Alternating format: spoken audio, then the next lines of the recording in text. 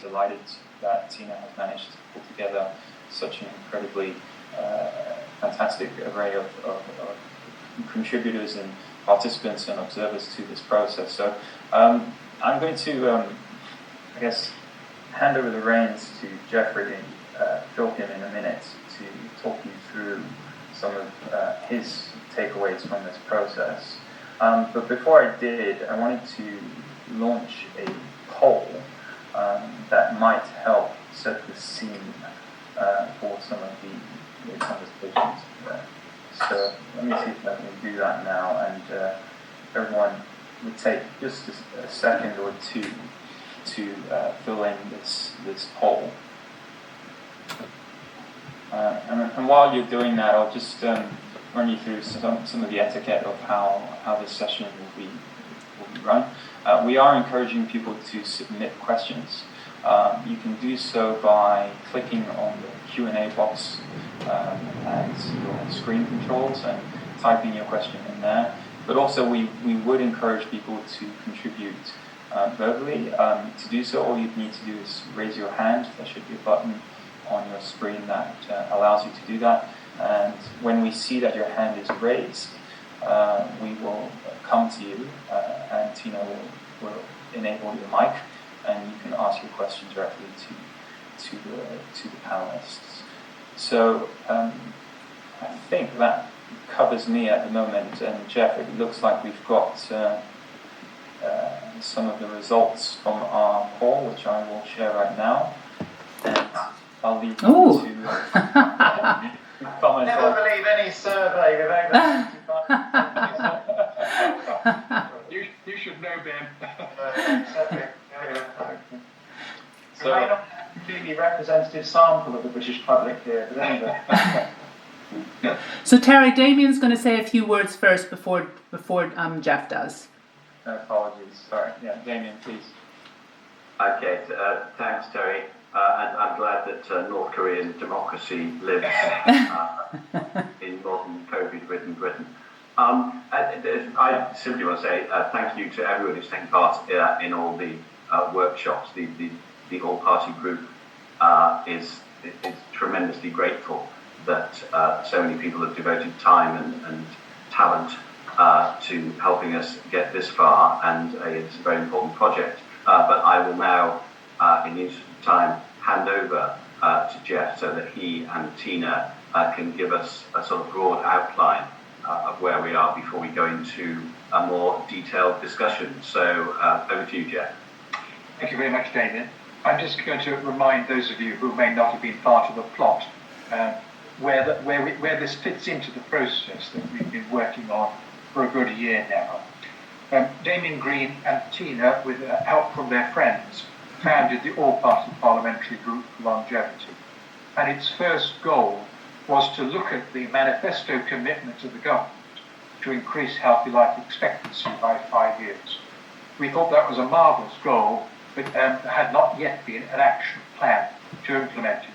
So we decided we would develop an action plan, a strategy, to set out what needs to be done to make it possible to increase healthy life expectancy by 5 years.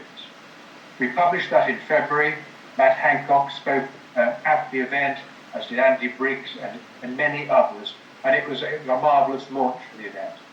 We were then stopped on our process of discussions with Number 10, with DHSC and Public Health England, by the COVID crisis. And one might have thought that COVID knocked this goal out of the water, but not a bit of it. COVID has actually shown how the manifesto commitment of the government to increase healthy life expectancy is absolutely fundamental, not just to the health of our society, but also to its economic well-being. Our poll, with all the decimal points, illustrates that now has become almost a truism for all of us. So this event is looking at, or this process is looking at one of the 9 recommendations of our strategy: how to maximise the contribution of business to improving the health of the nation and making it possible to increase healthy life expectancy by 5 years. And some points you know, it won't happen without business. That's often the case. Public policy by itself is rarely sufficient to bring about change. But also, it's clear, as the poll shows and we know, that a healthier nation is good for business as well as good for the nation. So our exam question is, given that, what do we need to do to maximise businesses' contribution to improve the health of our nation, whether it's businesses as an employer, or a provider of goods and services, as an investor, or how they actually lobby and market themselves to government and to society. And so I'll come back to this at the end, but we think that part of that will be the formation of a business coalition for healthier ageing. And as part of that will be a better dialogue between business and government and the Aging Society Grand Challenge. So this event this afternoon is the culmination of the consultation and the learning that we have had with a great range of people for a wide number of sectors. And I'm very much looking forward to hearing the final discussions. Thanks, Tina. Over to you. Thank you, Geoff. And we can go to the next slide, which will highlight, the previous slide, please. There we go. So that slide essentially highlights some of the key themes that have come through the series of 4 round tables that took place this month with the support of Terry and his team throughout. And this involved about 300 people over the course of 4 round tables. And really the whole point of this was really to make this as open and as participatory as possible, engage the community in the whole process of deciding on the need and the purpose of the business coalition and the business index. So the first theme, the new social contract, and this good business equals good business. Business contributions to health as an employer, but also as a provider of goods and services, needs to become an ESG mandate. Good social impact will in time be good commercial shareholder impact. That is, good business means good business. Government can't do everything on its own to achieve better health of the nation. So business does have to be a key stakeholder, and indeed the NHS is not the only one. So business does need to step up to the plate, and in the COVID experience, employers and customers are expecting this more than ever. The Business Coalition could be a vehicle and an index, a way of measuring this, and provide a source of competitive advantage by attracting talent, maximising retention, driving up sales, as well as customer loyalty. Business also, and this came up a few times, business has a major role in designing the new world of work. Professor Sarah Harper talked about age-integrated workforces, lifelong learning, better support for those with caring responsibilities came out quite strongly. And Rachel Neiman spoke to the need of ensuring digital literacy and inclusion to make sure it's not going to get worse and make sure it gets better, because there is a risk of it getting worse as well. Tackling ageism has emerged as a key theme throughout, and we need to develop a shared language and this concept of age literacy. I know Yvonne will be coming on to that. The key values we explored that, discussed, we talked about bravery, we talked about kindness, but the ones that really stood out were around localism, and the Co-op spoke a lot to that with their Community Wellbeing Index, agelessness as a concept, and collaboration. Collaboration came out strongly over and over again. The next theme, health equals wealth. Well, we already know from the poll that many people feel quite strongly about that connection. The primacy of health over GDP was actually mentioned by Andrew Scott in the first round table, and the New Zealand Wellbeing Index was cited several times, and indeed Jacinta Ahern. Personal and local equals national health resilience. That's another theme that came out really, really strongly. We need to strengthen the resilience of our personal health, our community health, and from there we can build better national health. And there's a lot of discussion around a so-called decentralized model for health resilience, where it comes from the individual, comes from the family, the neighborhood, the community. Sort of hyper-local was an interesting theme. We need better use of technology and data, better housing. I know John is a champion of that. More than ever, we need to prioritize prevention. Again, a key theme that came out in our Health of the Nation strategy. Better nutrition, tackling diabetes and obesity were raised across all the roundtables. There's inadequate regulation in the food industry, limited knowledge and skills in the general public. Boris's war on fat is indeed timely. Employers could play a bigger role in helping individuals address their personal health risks and helping with the related behavioural change, which is complex and difficult. Incentivizing business and measuring their contribution to health, both negative and positive, could come via a number of schemes which we explored in the roundtables: accreditation, kite mark standards, a lot of talk on a multi-dimensional business index. Building on what we already have that works, but underpinned by access to data from public and private sectors, which will require the appropriate legislation governance structure to really do this, but also plugging the data gaps and learning from data on healthy people, not just sick people. These are all concepts we want to explore in our Open Life Data data framework, which is a key recommendation in our Health of the Nation strategy. Health and climate change, interesting links there. Health is where the climate change agenda was 10 years ago. Climate change has become a core part of risk management in the finance and investment sector, and a core idea is to develop a risk management framework around health off the back of the crisis. John Godfrey will tell us more about that. A successful policy for healthier, longer lives should be aimed as much as the young and as much as the older populations. We could see a reset for health and also reset for green. Living greener means living healthier and longer, and the climate change agenda is at the forefront of the minds of many people under 30. The role of government, which Damian will speak to in a second, there are clear opportunities that were signalled on how regulatory frameworks can encourage business to step up to the plate, and also very critically support more agility and innovation, like we're seeing right now with vaccines. The collaboration we need to see more of with government, business, and academia came up very, very strongly. So I'm going to hand over to Damian, who will pick up on that point. Damian. Thanks, Tina.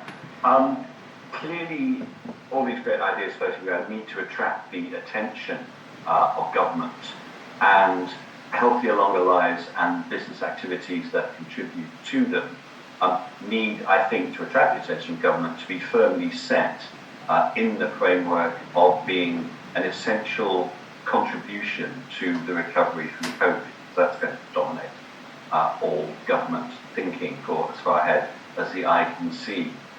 So it can't just be a nice to have, it's got to be something that's essential. Now, I think we should start by reverting to one of the principles that we started with in the All-Party Parliamentary Group, which is essentially that prevention is much better than treatment.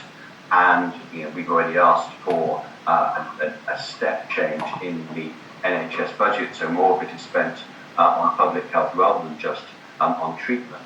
But I think coming out of this, we need to think that incentives for business need to encourage that to happen as well, both inside the businesses themselves and also to produce the products that will enable people to lead healthier lives. So that's one thing, but other things that only government can do is promote some kind of national well-being index that Tina just referred to along the New Zealand lines. But obviously you could do that not just on a national basis for the whole population, but also try and develop a series of metrics for individual businesses so that they can be well-being businesses. The idea of a national forum encompassing government and business and academic figures to gather evidence and to spread innovation and best practice is another one that could well be a sensible ask for government in the coming years. And a couple of thoughts that spin off from things that the government is already doing. For example, the previous Prime Minister set up a race disparity audit. I think a lot of the discussions that have been had in the workshops about ageism and agelessness, I wonder whether we don't need an age disparity audit as well, so that we've actually got some data so that people can understand what is actually happening both in the workforce and elsewhere. We don't collect the same level of information about the age profile in individual businesses as we now do about the race profile of boards, the number of women on boards, various other protected characteristics that we try and promote equality through legislation. We haven't done that traditionally about age. Maybe we should think about that. And another, if you like, spin-off from a good idea that's already been had from there's a disability confidence scheme that businesses can sign up to if they are good at employing and promoting people with a disability. We need an equivalent age confidence scheme so that businesses can get some sort of kite mark if they are good at preventing ageism and promoting agelessness. So there's a number of practical things we should do. And as a final thought, which again I've taken from the many interesting discussions that have been had, is that we do need a story, we need a narrative of why this is important, why this is vital. And in the first instance, we need a narrative for this group, for these groups to take to government. But then we need to show that the government will need to have a narrative to take to the population at large, so that we can embed this as a way, an important way of creating a better society in the future. Excellent. Thank you so much, Damian. We're going to turn now to Ben Page, who's been involved in a few of the roundtables, actually. Thank you, Ben. Thanks. So, polling that we've done during the crisis has shown that the British public interestingly do prioritise health over the economy. And indeed, that's why the public is pretty anxious about easing the lockdown. And, there will be economic implications of that. But it's pretty clear where people's priorities are. I think just to build on what we've been discussing, the themes from the roundtables, and indeed Damian's points that we've just heard, to me, and when I look at as running a reasonably large business of 2,000 people in Britain, we've got a whole load of initiatives that we now do at work around gender, around mental health, that we certainly weren't doing when I started work 33 years ago. But on ageism, there's nothing. So there's all sorts of charters that I sign up to on LGBT rights, on mental health, and of course we have government tracking on gender, but we don't have anything on ageism. And I think that's a reason I'd emphasise the importance of interventions in the workplace, because what the data shows about what happens during recessions, and it looks very likely that we're going to have one, it's very hard on the young, but it's also very hard on people in their 50s or 60s who start looking for work, or indeed who lose jobs during a recession and then want to try and stay in the workplace. So we know that even before COVID-19, employment falls off a cliff over 55. And we know employment is part of, is good for people for all sorts of reasons. And so we certainly, I think, need to do something, because the recession that looks almost certain to be upon us is going to make the challenge even harder.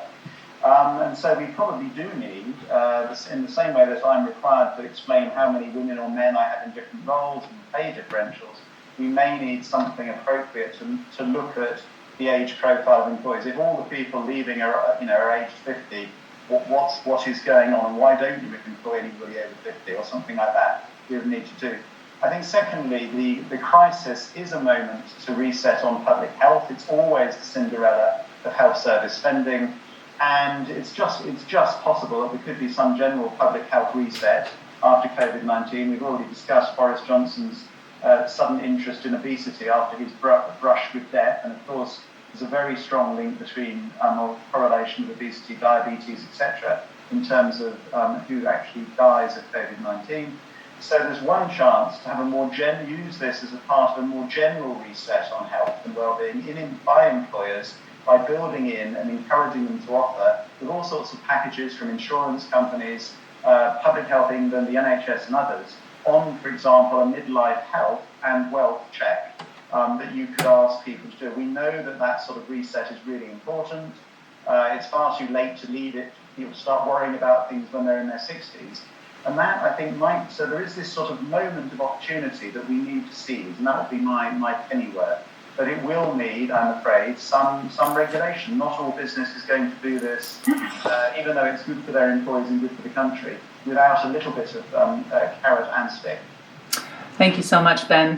Very helpful. So Yvonne Sonsino, Global Co-Leader of Next Stage Mercer, is going to come on next and give us her perspectives on what we've been hearing. Thanks, Tina, and thanks for your comments also so far, Damian and Ben. I work for Mercer, which is a global HR consulting firm. So in that context, I represent what's happening with employment, what employers are doing to respond to this we have a wealth of data. We're running a real-time global survey looking at how employers respond to this with over 100 questions in there. So we're seeing firsthand exactly how companies are reacting and dealing with this. Some very interesting findings coming out. I also represent today the Healthy Ageing Advisory Group, so part of the business, the Challenge Fund. And of course, that fund is helping to support the Healthy Ageing Challenge through both investment and research. So I have two hats on today. My thoughts on the key themes here. Let's pick up on social contract first, this good business point. Inclusion, we know, means good business sense. We know that diversity and inclusion create all sorts of outperformance. We know that age diverse teams outperform. We know that gender diverse teams outperform. Those facts still hold true, but they also give a company a strong sense of purpose. And some of the employers and companies we're working with at the moment that want to be remembered post-COVID for doing the right thing are looking to be able to reflect very well in these areas. And I would implore those employers to consider the whole aspect around age diversity in that agenda.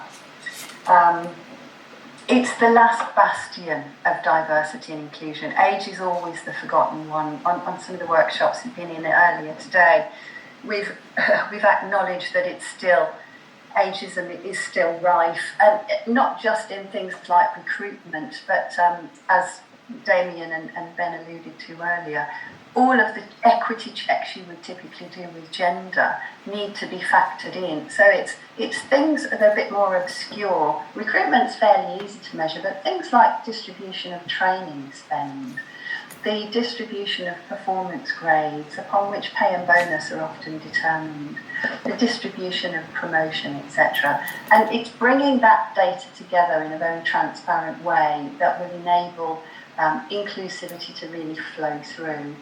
And it was already difficult in our experience to create a solid enough business case for companies to employ older workers, despite all the evidence that our performance, the productivity, the experience, etc.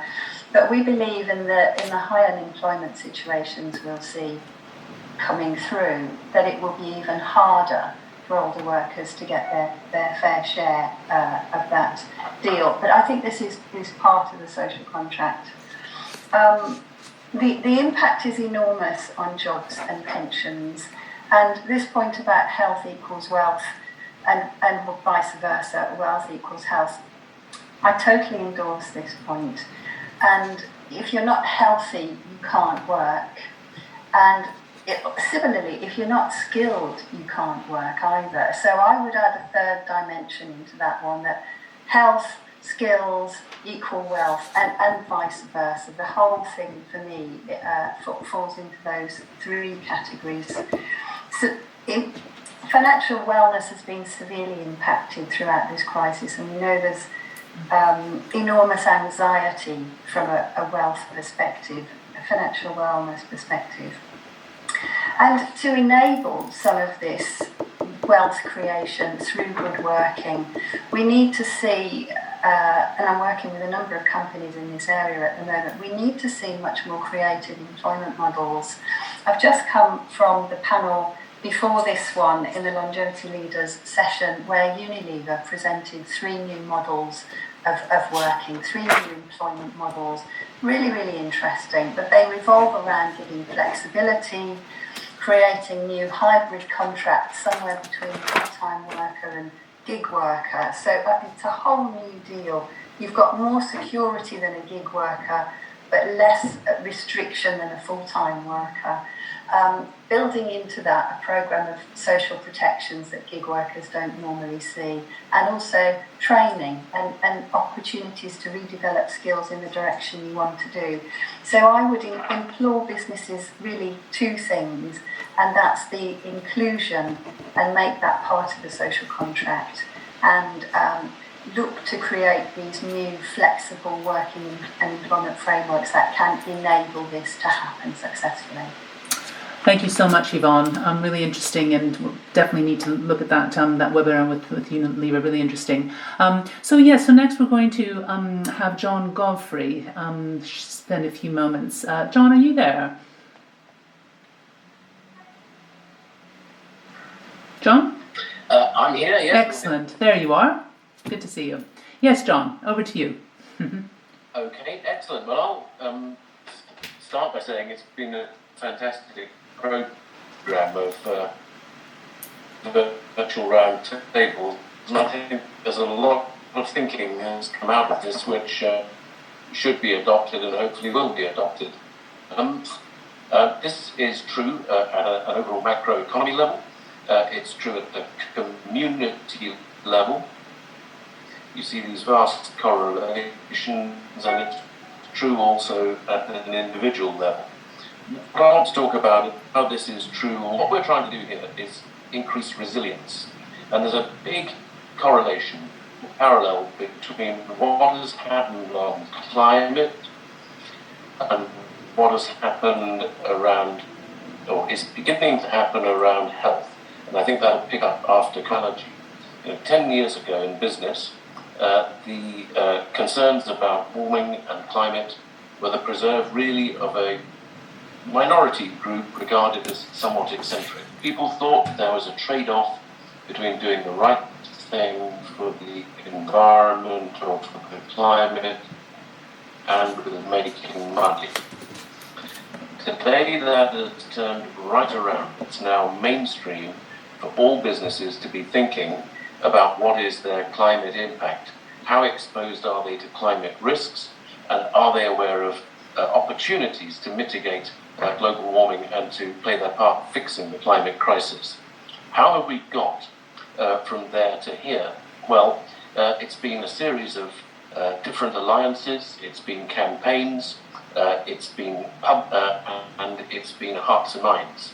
But what has been incredibly important has been that it has also involved accurate metrics.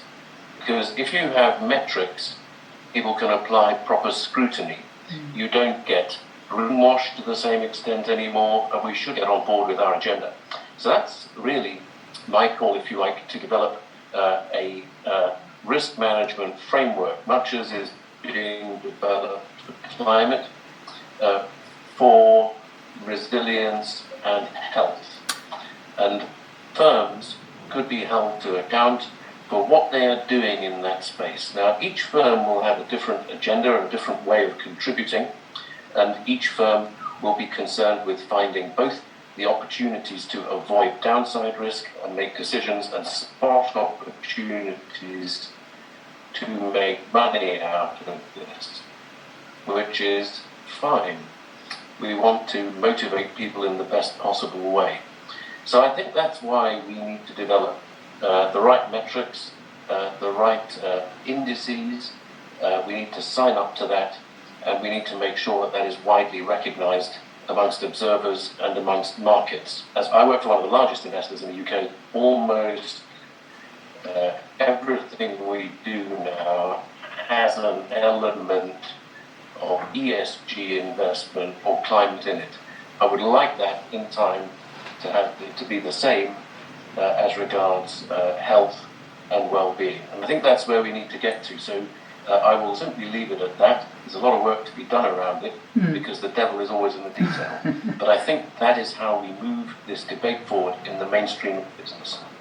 Thank you so much, John. The line was a bit tricky, but I think we managed to get everything. And you're absolutely right. The practicalities and the how is often the most difficult. So I'm going to invite Professor Richard Barker, who chaired the Health Innovation Network and, of course, was the chair of the Population Health, Public Health and NHS Board for the APPG last year. So, Richard, would you like to go next? Tina, Geoff, Damian, thanks for the opportunity to contribute to this. Yes, so I chair the Health Innovation Network, which is one of the academic health science networks, set up actually in 2011 with a report called Innovation, Health and Wealth. So we try and tie those two together. But I'm also involved in a number of business initiatives in areas like testing, applications of artificial intelligence, and starting to think about this obesity question. And it's very interesting, having just listened to John, I started thinking about vulnerability, which obviously was highlighted by the whole COVID crisis. But then, like John, I turned it around and started to think about health resilience, personal health resilience, community health resilience, national health resilience, and what we can bring to that as a business community. I think we can bring to it, first of all, data and data analysis. I think we will be analysing the COVID experience, and I think that we will find that links rather closely to long-term health resilience in all kinds of other ways. Because as everybody knows, the vast majority of diseases are age-related, just as severe COVID infections are age-related. Started also to think about biomarkers for those in the life sciences industry. What are the measures you can take for resilience? How do we decide somebody is more or less resilient?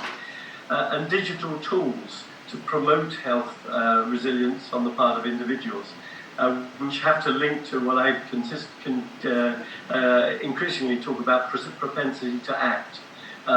It probably doesn't take a COVID infection to know if you're a bit overweight, and that might lead to obesity. So what can we do with digital empowerment to trigger the kind of activities that we would like individuals to see? So very quickly, what could a big business coalition do? Businesses can and should take an active interest in the personal health resilience of their employees. Has to be obviously handled in a sensitive manner because it's a relationship that has its difficulties. But businesses also ought to be interested in the health resilience of the communities in which they sit, rather than, in a sense, go through the factory gate or the office door blind to where they are making their money or making their products. But I think, as John was saying, there are actually going to be some interesting business opportunities too. I've mentioned some of them already, the application of artificial intelligence to understand what makes for resilience.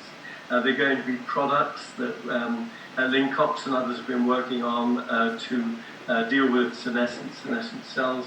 And increasingly, I think, diagnostic products to measure where does somebody's health resilience sit. And as I've already said, digital solutions that help them do what they know they ought to do. And then the final point is that, we've learned a lot in this crisis about public, private, and indeed third sector collaboration.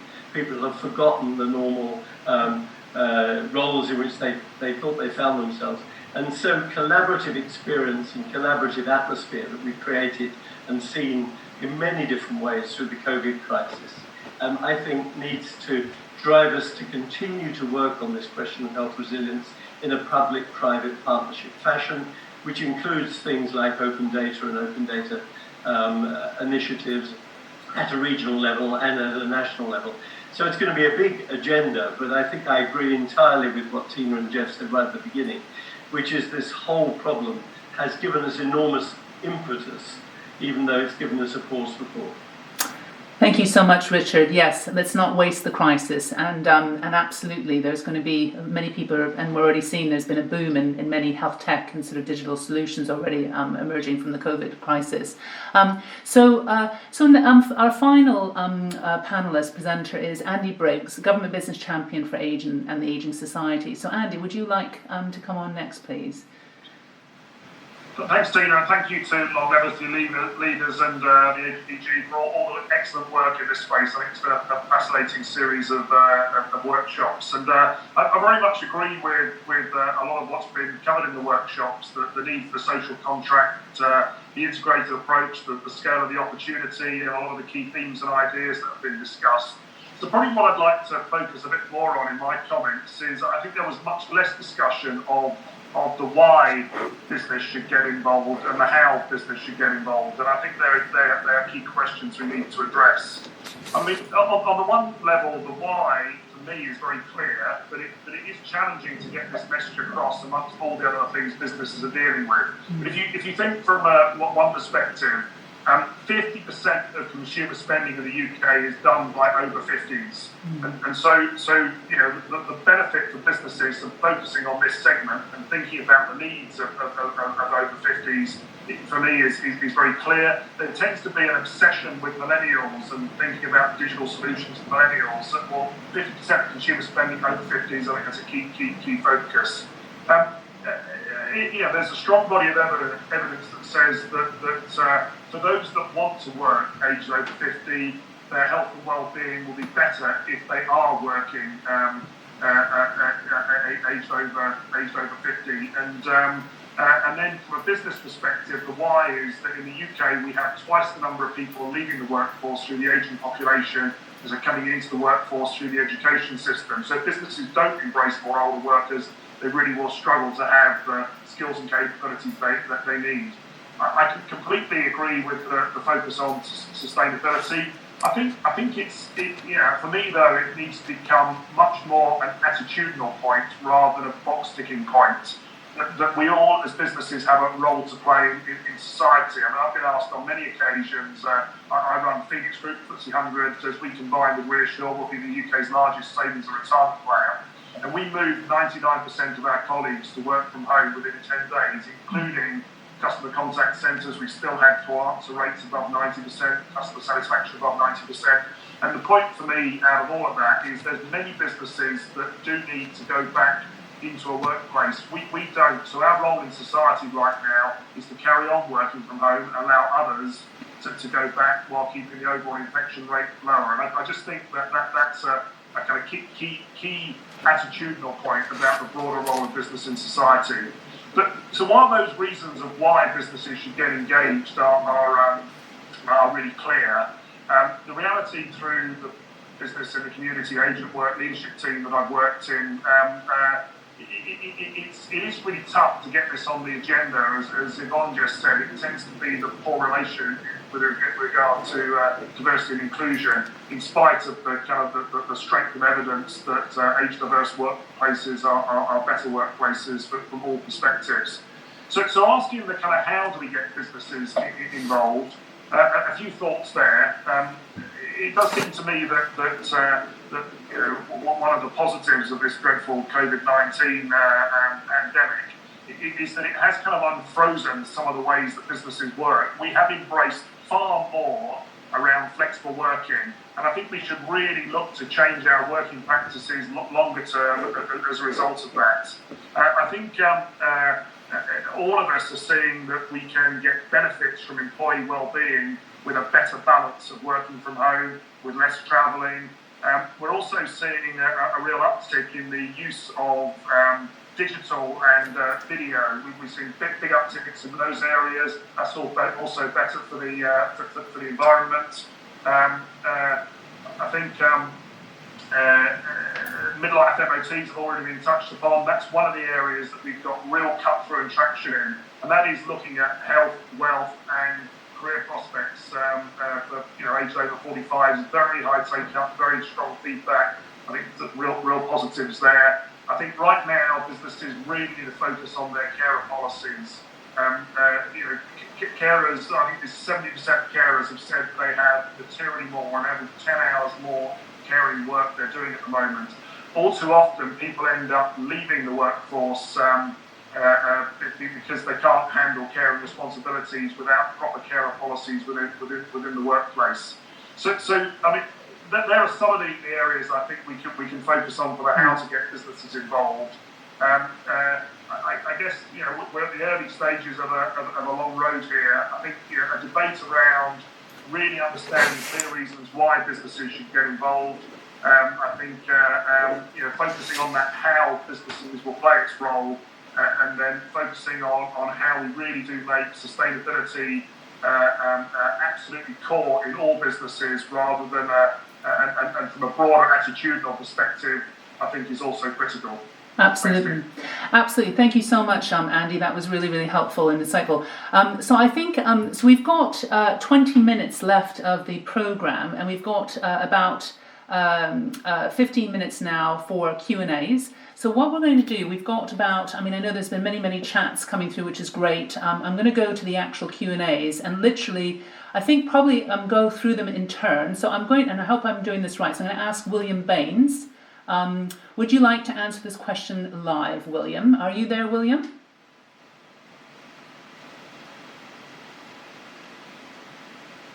William Baines?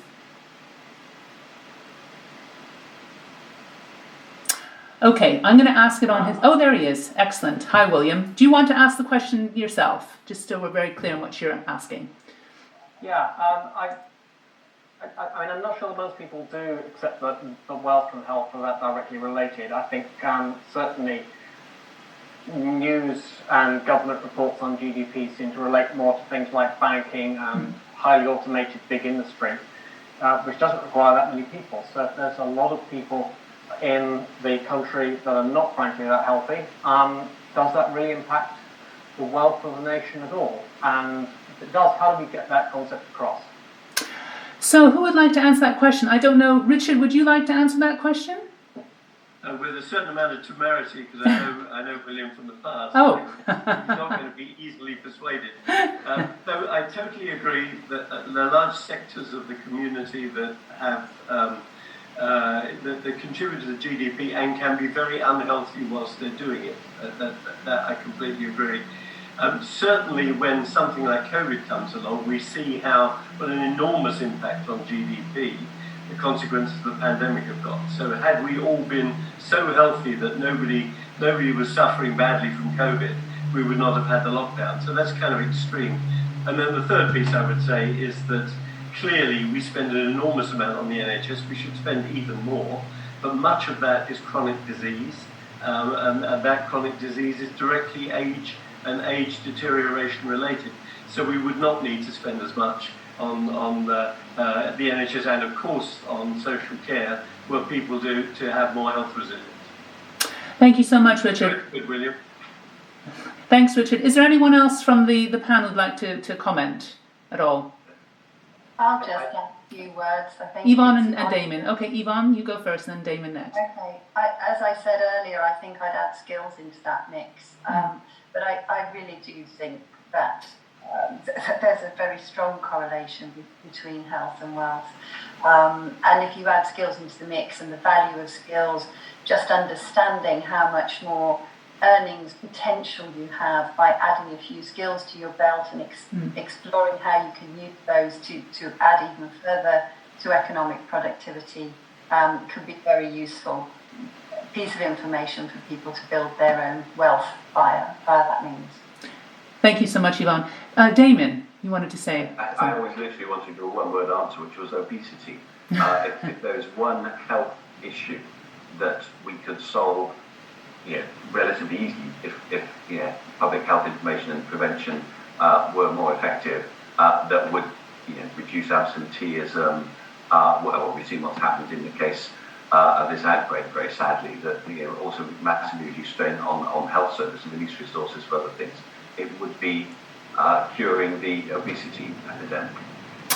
Thank you, Damien. Yes, and we've been hearing a lot about that in the media in the last week or so. Now the next question I'm going to ask. Now I'm going to ask Charles, and it's a related question, but I'm just going to see if Charles would like to say it in his own words. Charles and Leslie, are you there?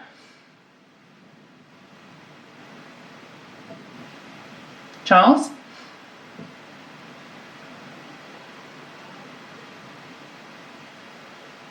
So I'll read it out.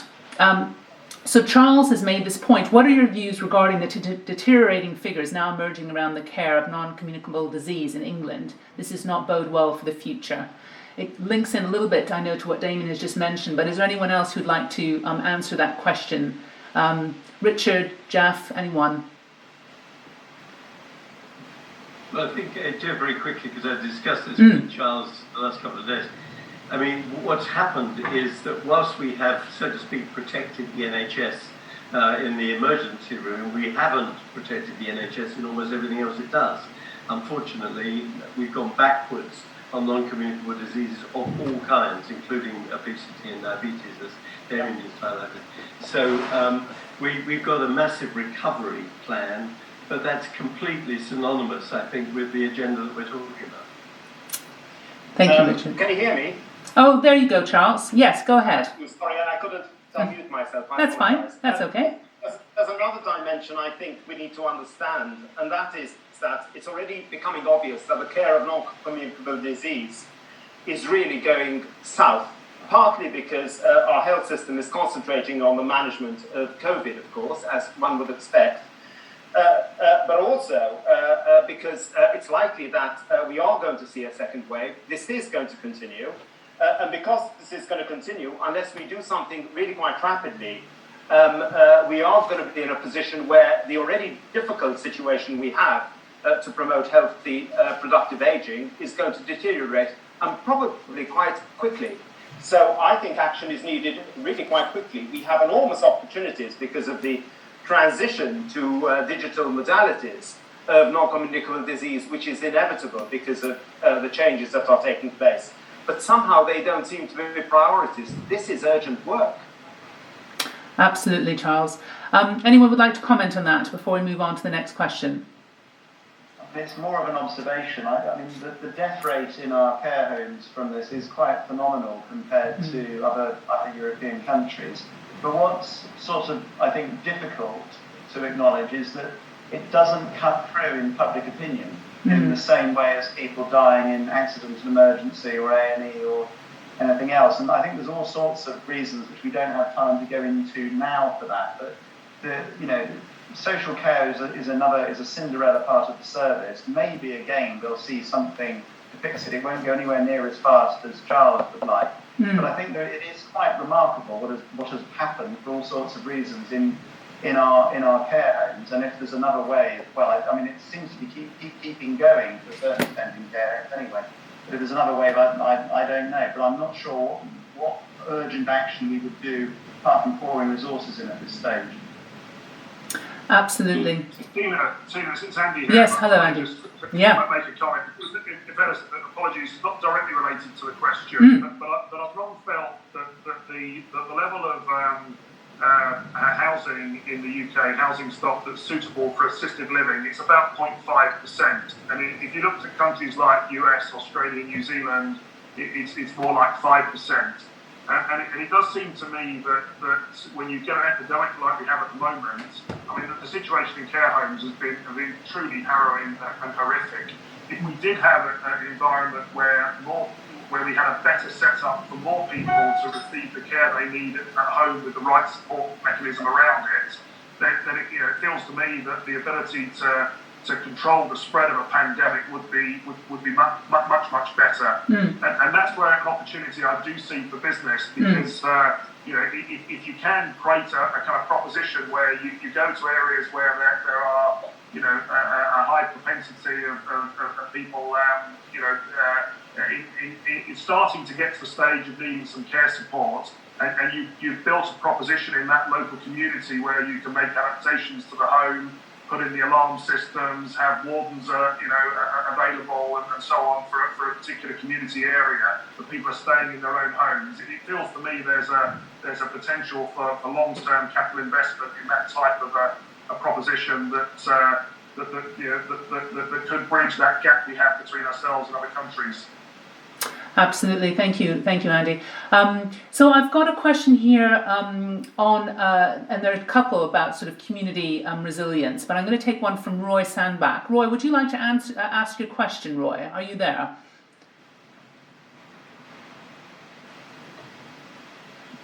You talk about decentralised health improvement as opposed to just resilience. Am I online now? Hello, Roy. Yes, we can hear you. Yeah. Hi, everybody.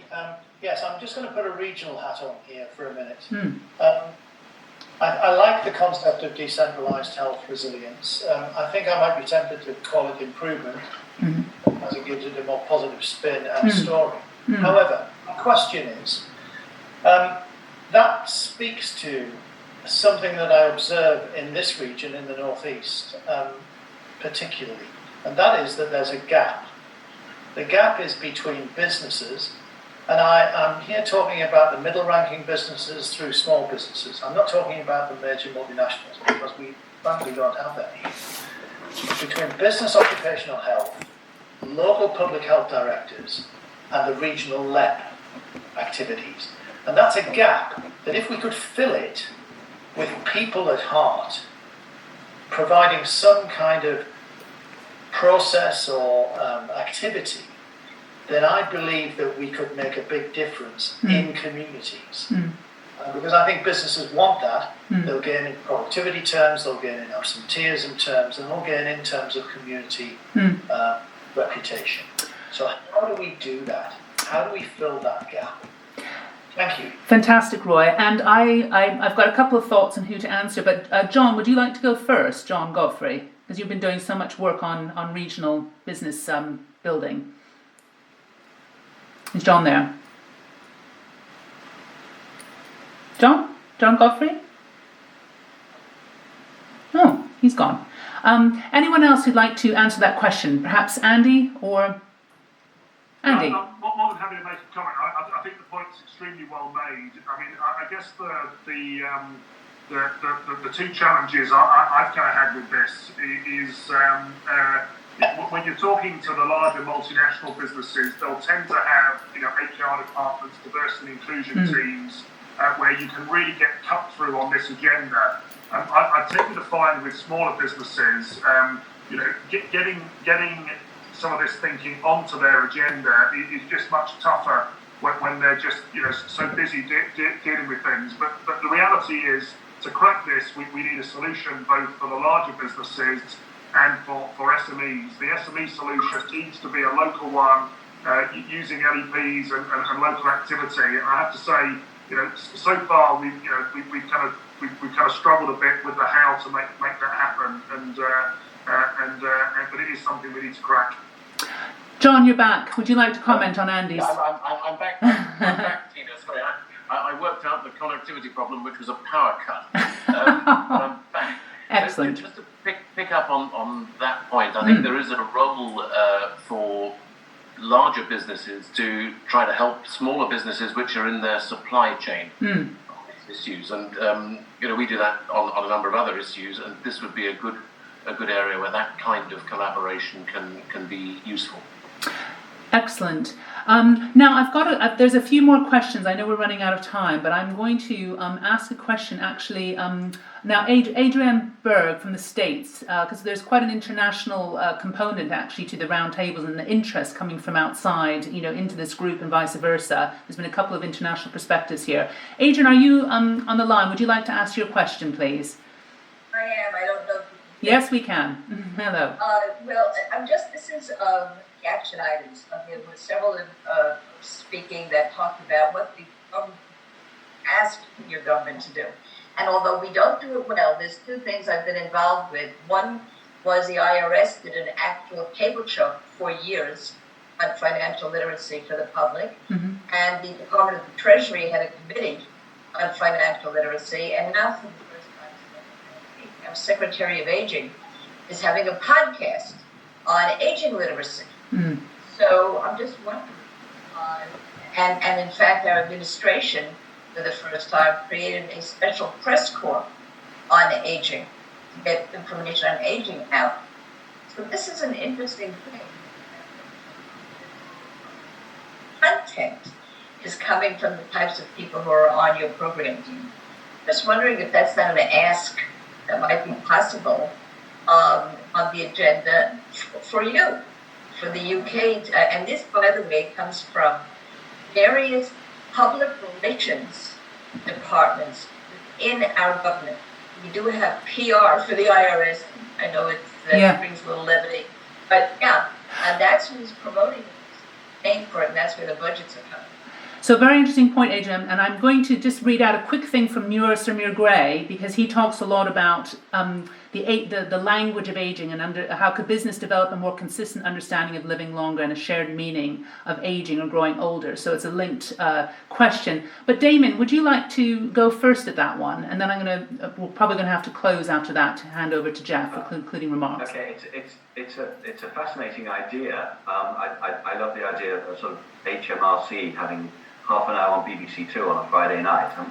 I'm not sure it would be a ratings grabber, but absolutely using media, perhaps particularly social media, to promote ageing literacy is a great idea. I suppose the equivalent is not as direct. It's been done here. Is where we have had at various times a sort of older person czar. Joan Bakewell did it for a number of years. And if the truth be told, I'm not sure it did that much to raise issues. I think it needs, in a sense, substance is more important than presentation here, in that if people understood the issues more, then there are loads of people that want to talk about them because there are more and more people of the age group directly affected. So it's one to take away to see what official communications could do to promote this kind of knowledge. But I suspect in the long run, in this country, it's much more promoting a much wider and sort of better and richer public debate, rather than have a sort of top-down lecture of this is what you should be doing about this. Thank you, Damien. And I'm just going to ask, before handing over to Geoff, just a comment perhaps by Yvonne on this idea of having a common language for ageing, which taps into the age literacy point that Adrian's just mentioned, before I go to Geoff. Any comments on that, Yvonne, that was mentioned by Muir? I think the narrative needs to change. We've heard that for many, many years now. The narrative around ageing needs to change. There's so much could be done to improve the way we think about ageing and ageing literacy. And certainly, the one phrase I really like is when we build these inclusive solutions, we want to make them right for young people to grow into, so they're not afraid of ageing, and for older people to live with dignity. So that perhaps is a way of framing a narrative that each generation can buy into it. Thank you, Yvonne. So we have quite a few questions that we won't get a chance to answer. We will try and get back to everyone with some thoughts after the webinar, and we will review all the chats. It's been so rich to see everyone's views and comments, and these will go into the thinking. So please, bear that in mind. I know we have to finish soon. But Geoff, would you like to provide the concluding remarks, and then we'll close in a few minutes. Thank you. I'd like to start with thanks, and then I'd like to set out for the responses from people subsequently about what will be our next steps, because this is not meant to be just an enjoyable discussion. It's meant to be the foundation for some action. Thanks, first of all, I think, to Terry O'Dwyer, who has turned a physical, massive event into a virtual one in a way that is quite remarkable. So, Terry, I think you and your staff have been brilliant in the way that it's been possible. All of us will thank Tina. Tina is quite remarkable. She pulls off these events and initiatives with no resources, virtually no money, and no staff. She's had to close down all her staff because there's nearly no money there. So I think that we need to both celebrate that, but also do something about it. It is ridiculous that somebody who is making the amount of impact on these issues is left to do it all by herself. You probably saw that Muir Gray suggested cloning. Well, the technology will soon get us there. The problem that you're quite rightly pointing out. I don't know if my husband and my sons would appreciate that, though. I love her to bits, but I'm not sure I want two of her on my back. Let's move to next steps. It's been a wonderful discussion, and great thanks to everybody who's participated, both today and over. It's remarkable, though, that you are talking about a lot of different things all at once. I've just made a note. You're talking about well-being, you're talking about aging, you're talking about ageism, you're talking about employability of people 50 plus. All of these are wonderfully important topics. I totally support that they matter. But the APPG will have to focus, and it's got a focus already. It's how can it persuade more to be done, try to improve healthy life expectancy by 5 years. And that above all means connecting back with government, so that government actually recommits to that goal, which, as Damon says, is so apparently important in the light of what we've done. So when we've got a bit clearer, we will be going back into government and offering our support, encouragement and more to actually pick that up. And this agenda is about fundamentally how can business make a greater contribution to healthy life expectancy. And that's the central exam question. And I think we're going to have to focus on that rather than on the 15 other wonderful things that matter and that we could do, because it's quite a big topic in itself. And essentially that's about how to maximise businesses' contribution to improve healthy life expectancy and have a more resilient population. And therefore it means that more businesses recognising their contribution and more businesses being able to increase the impact they have on the health of the nation. The idea of a business coalition is essentially an organisation of businesses to promote business contribution, share good practice, to celebrate achievements, challenge laggards, to have a very strong dialogue with government about business contribution and how it can be maximised. And we would clearly work closely with Andy on that. It might, as a coalition, develop into a forum for exchanging ideas, having dialogues and action. It might commission the business index. It might help to develop a risk management framework for health. So there's a range of things that it could do, but clearly it has to be clear about what its central mission is and what sort of role it will have and what its remit would be and what sort of organisation it would be. And that brings us then to the next stage, in that we want a small group of people to work with Damian, Tina and me to define its role and remit and to develop within a few weeks' time what is effectively a plan as to how we would set up a business coalition, what its goals would be, what its ambitions, and what it needs, how we would build the thing. And people who will work on that with us, Dame Carol Black, George McGuinness, Mary Bright, Andy Briggs as policy lead, John Godfrey, I think John, you're interested as well. There'll be a few other business people we'll bring into that. And so we hope by, I think, mid-July to have a discussion paper ready for wider discussion with people, answering that exam question.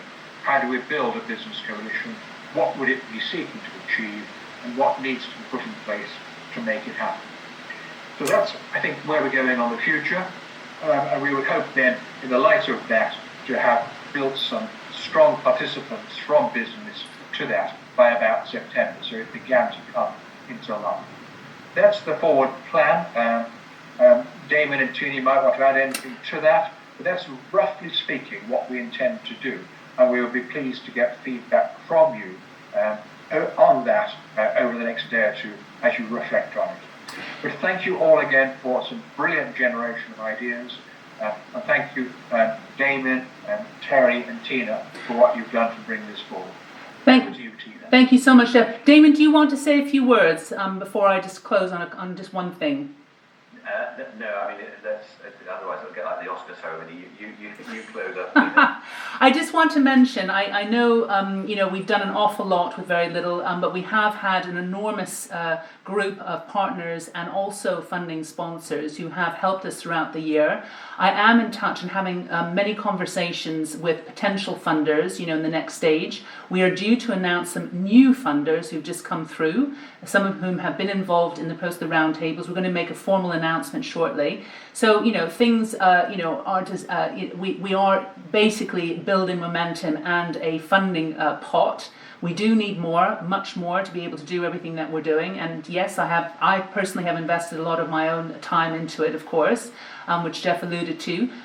But we have a lot to do, and I think we can see that there is a huge amount of interest in doing something big together. And this is the power of the community that we're building. So hopefully we can achieve big things, with all of us, on site. So I will stop there, but again, thank you, Terry, and thanks to everyone who has been involved in this process. It's been extraordinary to see how much interest and enthusiasm and the incredibly valuable contributions that everyone has been making.